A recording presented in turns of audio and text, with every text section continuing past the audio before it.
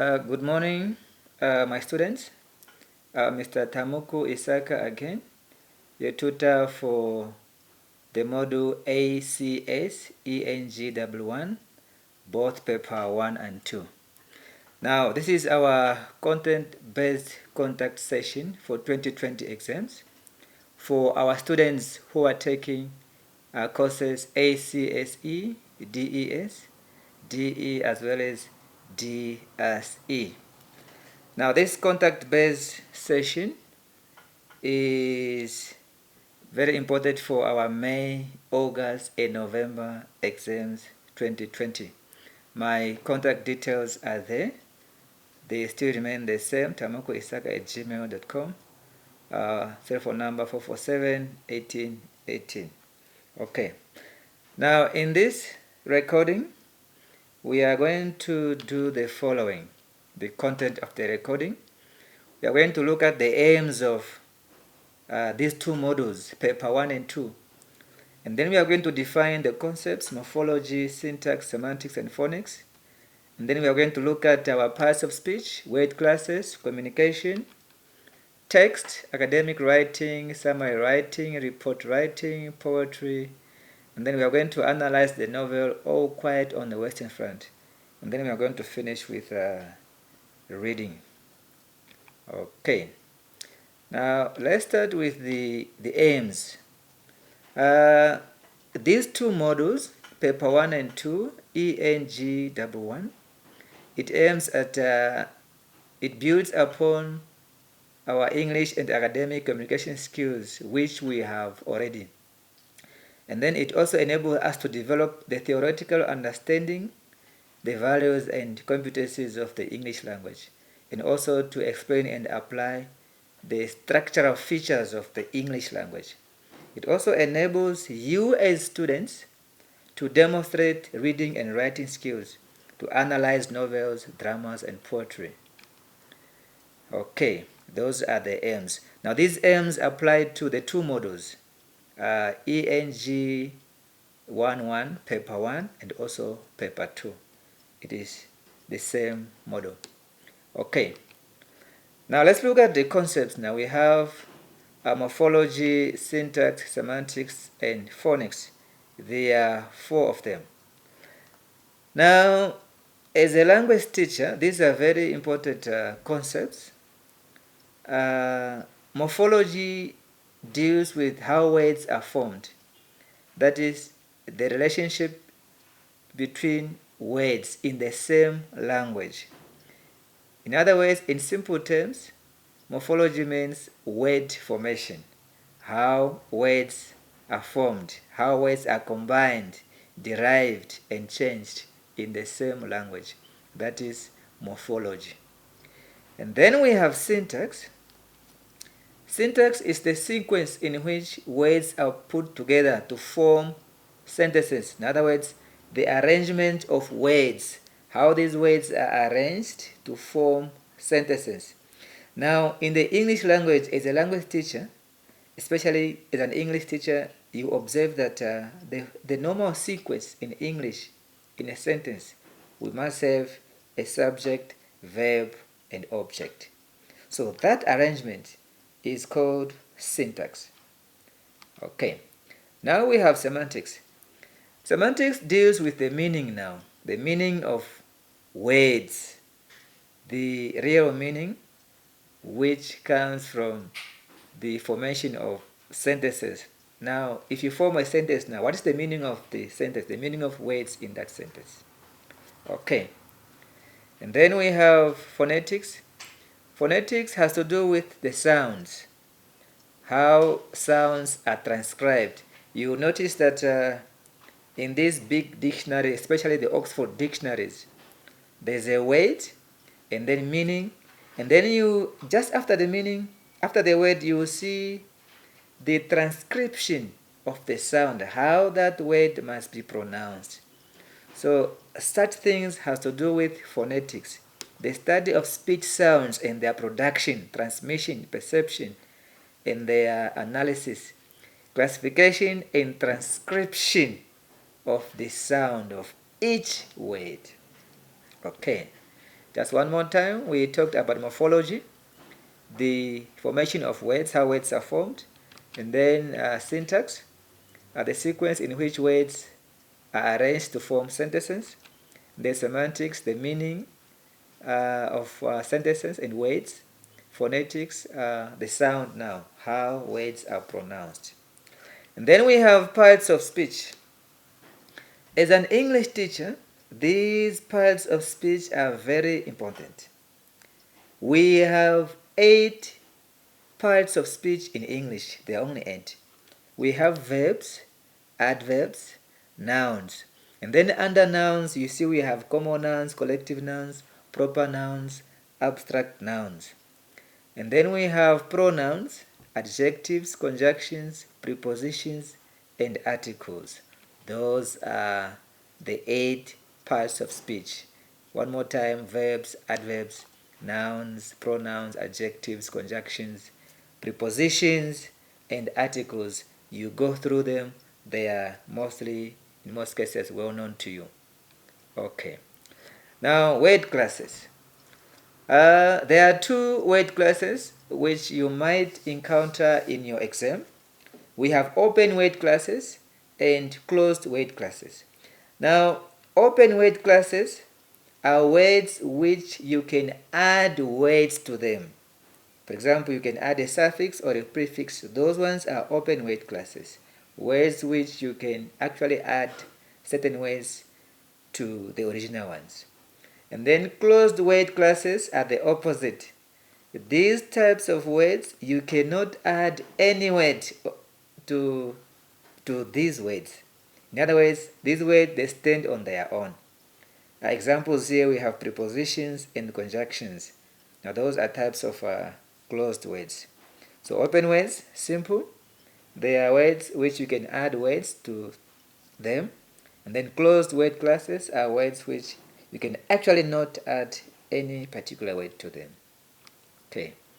Then we have communication. By definition, communication is the exchange of information between 2 or more people. It can be verbal or written, or it can be the use of electronics. We are lucky that we live in a very modern world where we communicate through various forms, social media. These days, people communicate through WhatsApp, emails, Snapchat, and Skype, whatever, everything. That is social media. So that is communication. When you exchange information between 2 or more people, that is communication.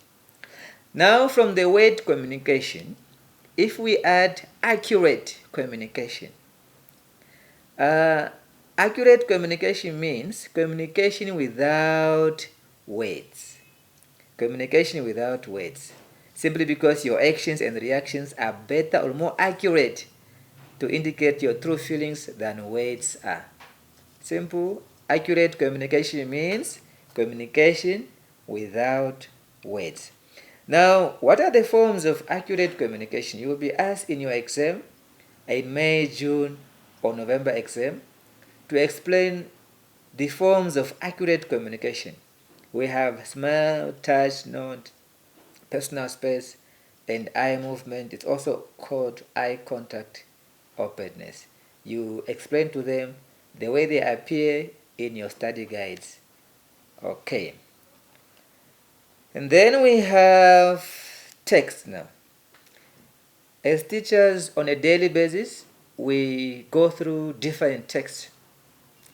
Now, by definition, a text refers to a book or any other piece of writing regarded in terms of its content rather than its physical form. That is a text. Now, why should you as a teacher and your learners analyze a text? The reasons why a text should be analyzed. Now, we analyze a text to give a close or precise reading, to find the meaning, to incorporate the background into the text, in other words, the knowledge of the text. And then to compare the text with other similar texts, one of the reasons, to place the text in context. Those are some of the reasons why we analyze text. They are more explained in detail in your study guides. These are just short notes. They are more explained in your study guides. Okay. Now, what is the thesis of a text now? What is the thesis of a text?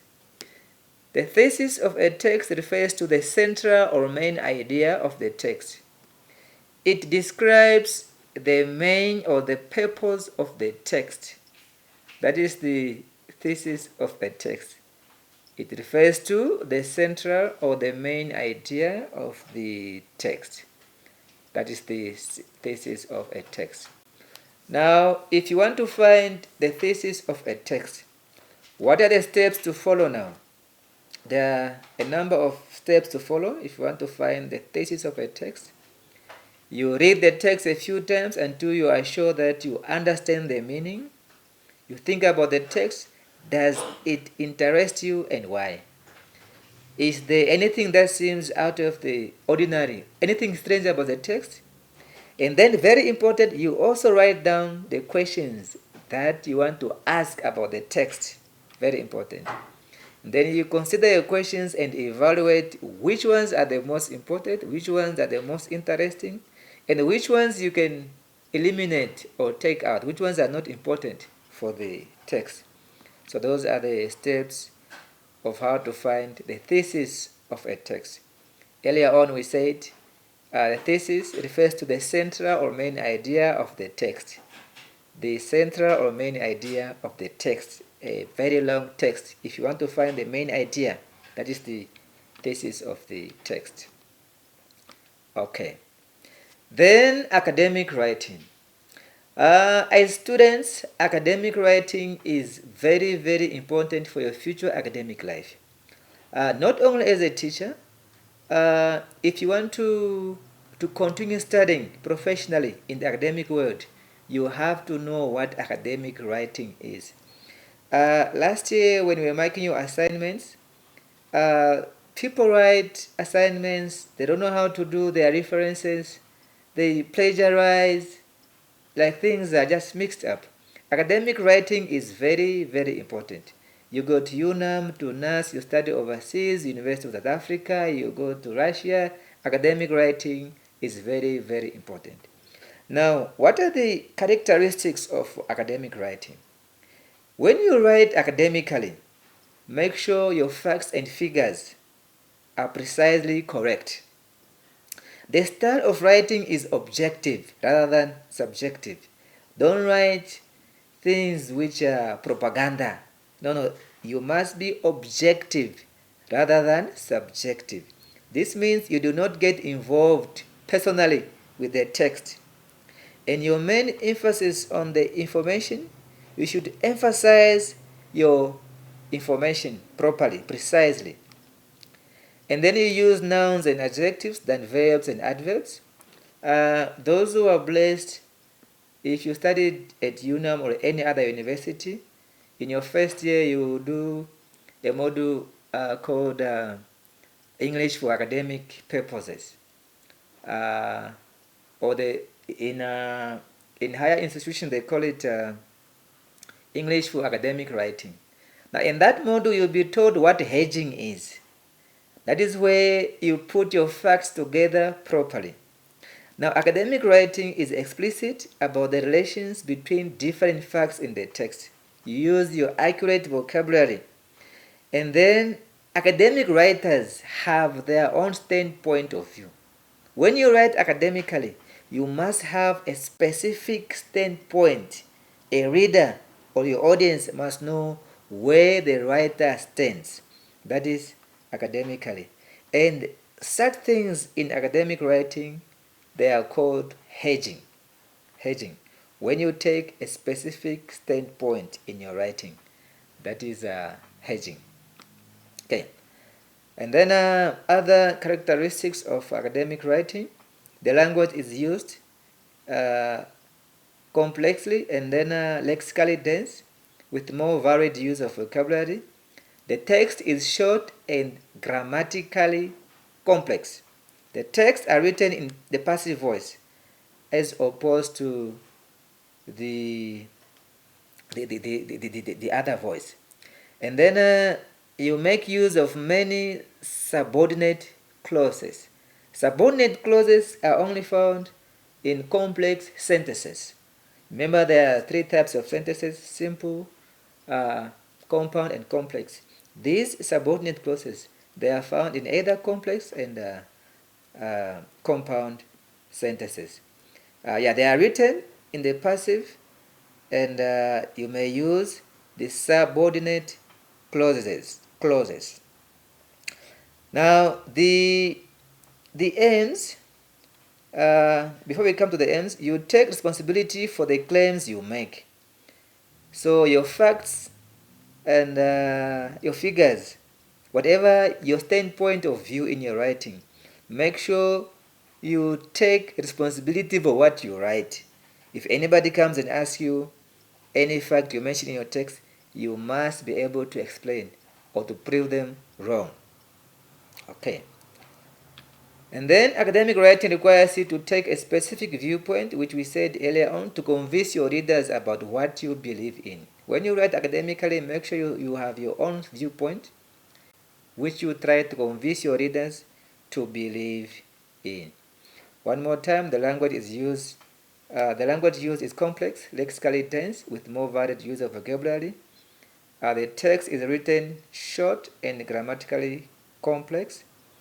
And then the texts are written in the passive voice and make use of many subordinate clauses. And then you also take responsibility for what you claim about. Okay. And then we have summary writing.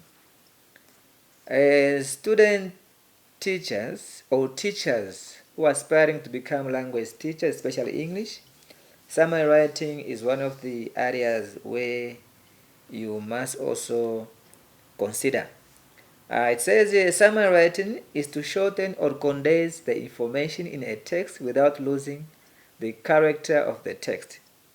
When you make a very long piece of writing short, in itself, that is summary writing. Now, what are the techniques of summary writing? In other words, the steps of how to summarize to make a long piece of writing shorter. You read the text carefully to have the general overview of the content. You reread it again and again, and then you underline the key sentences in each paragraph. It is usually the first sentence in each paragraph. That is those ones are called topic sentences.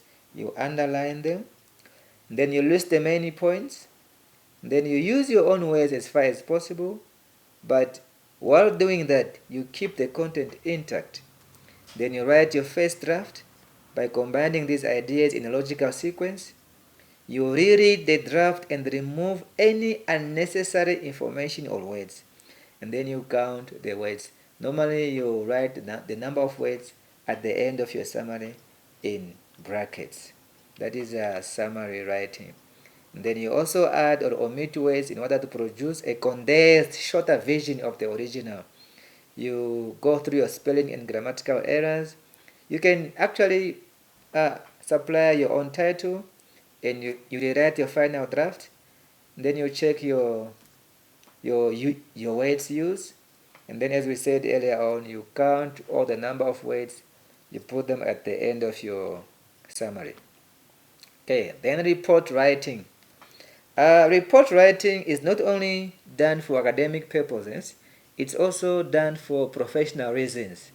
Like, for example, when you work anywhere, you will be required at one point or another to write a report. So it's not done for academic purposes only, it is a lifelong thing. The concise Oxford Dictionary defines report writing as an official piece of writing that carefully considers a particular subject. That is report writing. Now, what are the stages of report writing? Number one, you clarify your terms of reference. Don't get confused. Terms of reference seems to be a bit complicated, but it simply means the objectives and the aims of the report. That's all. You tell us what are the aims of your report, what are the objectives of the report. That's all. Those are your terms of reference. Then you plan your report. Planning allows you to write clearly and concisely what your report will focus on. That is planning. It may include your aims and objectives as well.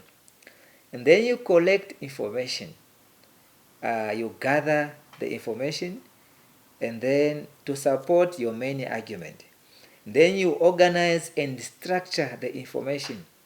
The information need to be organized and structured in the format you wish to present them. And then you can supply the title of the page and the content list. You can also give the page numbers if you want. Then after, you go to the abstract or the summary. This is also one of the most important part of our report writing. It is a short paragraph summarizing the content. It should include the statement of the main task, methods used, conclusions, and recommendations. The abstract or summary is truly a synopsis of your findings and is best written after the report is completed. It should be very, very informative, full of information, concise, very short, and be independent of the report itself. And then the introduction, that we know, you give the content, the scope of the report, which include the terms of reference, as we said earlier on. Those are the aims and objectives of the report. And then the methodology, this is the method you have used to obtain the information. You explain the method which you have used to obtain the information. And then your results and findings must be presented either in graphs, tables, pie charts, and diagrams. And then when you write a report, you check all these as listed on your screen.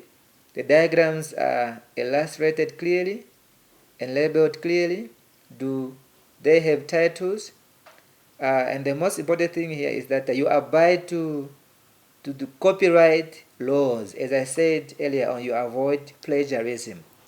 You make sure you cite your sources, and also make sure that the tables and all the pie charts, whatever you have used, are easily interpreted in your report. And then you discuss the findings in your report, and then you give your conclusion and recommendations. This part where you conclude, the section where you report together all the main issues of the report. You must be clear and concise in your conclusion and recommendation. And then references, very important. These days, academic institutions require you to reference through the use of the APA style. You use the APA style to reference. Of course, you go through your guide. You know how to reference the author's name, the date of publication, the title of the book or paper or journal, publisher, place of publication, the number of pages, and the details of the journal volume and the number of the edition. That is to reference. This is very important to avoid plagiarism. Okay. Then we have poetry. In your guide, you see the technical features of drama. That is tragedy, comedy, symbolism, and tone. Those ones are very clear. And then theme and characters. Those are the technical features of drama. And then we have this novel, All Quiet on the Western Front. You are language teachers, language students. I'm sure we all know what happened during the First and the Second World War. Now, this novel was written by Ramakrishna, and the main characters are Paul Bama, Albert Kropp, and all his friends. And then the group leader, Stanislas Kaczewski, that is the group leader. And then we also have minor characters in the book. Now, actually, the book talks about during the world wars in Germany, these kids are in school, and then their teacher inspires them to go join the army, to go fight for the German army. So this time they leave school, they are convinced by the teacher, and then they go out to join the German army. So what happens on the Western Front? That is what Ramakrishna wrote in this novel. Okay. Now, in the exam, you'll be asked, what is the significance of the title, All Quiet on the Western Front? It is quiet on the Western Front because the narrator is dead. But then the war keeps on going. It keeps on going. It says the title is ionic. The title is ionic because it's quiet on the Western Front, except that the narrator, Paul Bama, is dead. So it's quiet. But the war is still going on. The title suggests that there is no more action on the Western Front, which is not true. The death of the main character does not mean the end of war. So ironically, it is true, it is quiet, but the narrator is dead. But the war keeps on going. So that is the significance of the title, All Quiet on the Western Front. And then the horror of war. We all know the consequence of the two world wars which we had. It was catastrophic. The brutality of the soldiers is overwhelming. The writer portrays war as an experience which is very dramatic and full of fear and butchery and meaningless death. As we all know, World War I demanded the depiction of conflict and catastrophic levels of carnage, violence, battles which lasted for months and gruesome death. You remember the technical advancements of machine guns, poison gas, and the killings, which made killings easier and catastrophic. So those are the horrors of war, especially the First and Second World War. And then the effects of war on a soldier. The effects of war on a soldier. As a soldier, you can imagine if you were a soldier in the First and Second World War. That was very catastrophic. The soldiers were subjected to constant physical danger, as they could literally be blown to pieces at any moment. The physical threat also serves as an unceasing attack on the nerves, forcing soldiers to cope with primal instinctive fear during every waking moment. So the soldiers were also forced to live in appalling conditions, in filthy water-lodged ditches full of rats and decaying corpses and infested with lice. They were sometimes they would go without food and sleep without adequate clothing, without sufficient medical care. They were also forced to deal with the sudden deaths of their close friends, especially in most cases in close proximity and in extremely violent fashion. You can imagine what soldiers went through. And then the survival also was very difficult. The condition was unacceptable, very catastrophic. So these are all the conditions of the effects of war on the soldiers. And then we have reading. Reading is very important for your learners. Now you'll be asked what a teacher can do to cultivate a culture of reading in learners. Reading is very important. These days I was talking to my learners. These days people don't read. Learners don't read because of our social media. People are on their phones. It's very rare to find somebody reading a novel or any storybook or any other book. People do that when they have assignments to do, when they are studying. You are studying for your degree, your master's, PhD. Then you have time to go through books. But literally, people don't read. Social media is taking over the culture of reading. Now, how do you cultivate a culture of reading in your learners? You set aside a place of reading in class. You also encourage them to visit the library. You encourage them not to read for assignments only, but they must also enjoy reading, as I said earlier on. You assist in creating an inviting atmosphere in the library, and you find out what are the interests of these learners. You provide reading materials to them. You provide short stories, comic magazines for them to read. There are so many things we can do. They are listed there. And then one last important thing is you can also ask your learners to dramatize some of the stories they read. So it makes it it feels like fun. Okay. And then this is the end of our presentation. This is very important for our May and the November exams. As we said earlier on, it involves paper 1 and 2. ENG 11, paper 1 and 2. Thank you very, very much.